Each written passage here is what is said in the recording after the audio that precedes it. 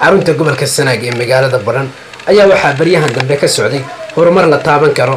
Cusbitaalka guud ee magaalada Baran wuxuu noqday cusbitaalka ugu weyn gobolka Sanaag, kaasoo u hirgashay dadka ku dhaqan deegaanka gobolka Sanaag inay helaan cusbitaal aad baaxadiisu u weyn tahay oo fuliya baahiyahooda asaasiga ah.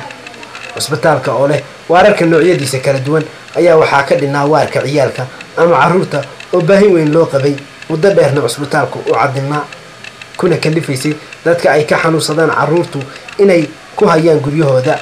waarka caruurta oo ay xil iska saareen ururka Al-Nasr oo ah urur aad ugu heelan inuu wax u qabto guud ahaanba gobolka Sanaag, ahna jaaliyada ugu weyn uguna waxqabad badan oo uu leeyahay deegaanka gobolka Sanaag.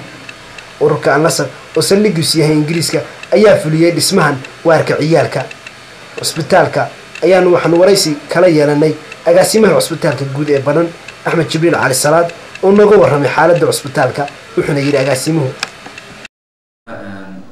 waarka ururta oo kale waxa dhisa oo hadda gacanta ku haya oo dhismihiisa wada ururka Al-Nasr oo runtii waxba ka qabta cusbitaalka ama mandaqadaba waxyaabo badan soo kordhiyay qaybo badan oo cusbitaalka aan soo kordhiyay ilaa deerka aad aragteen baaxad suleedka cusbitaalka baaxad soo aad bay balaaran tahay runtii wax weeye 300-400 mitir isku weera oo labada dhinac deerka inta laga yagaadhisay waxyaabo badan oo qaybta misal umulaha oo kale waxaa ku sameeyay rehabilitation oo badan bay ku kordhiyeen qaybtan hadda socoto oo caruurta iyaga ayaa dhisa runtii wax badan bay ka qabteen caafimaadka ama arrimaha bulshada wax badan bay ka qabteen.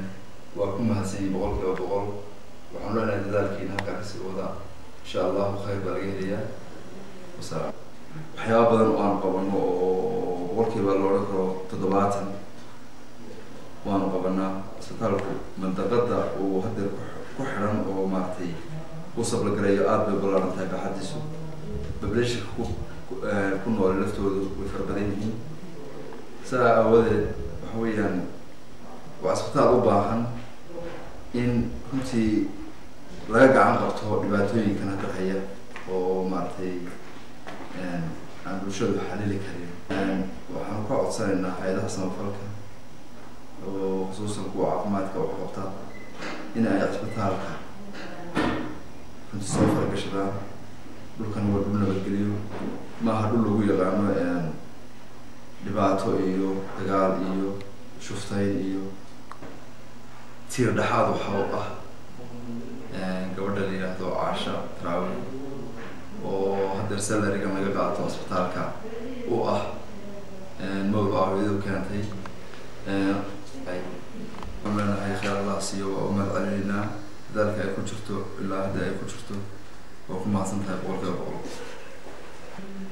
Caasho runtii waa qof ka soo jeeda deegaanka oo mandaqada u dhalatay oo ah dadka aqoonta joogta xal iska saartay waqtigii uu xidhnaa cusbitaal. aad ugu mahadcelinayaa bahda saxaafadda ee Somali Channel oo ah markii labaad oo ay halkan ugu soo booqdaan war noocan oo kale naga qaadaan. runtii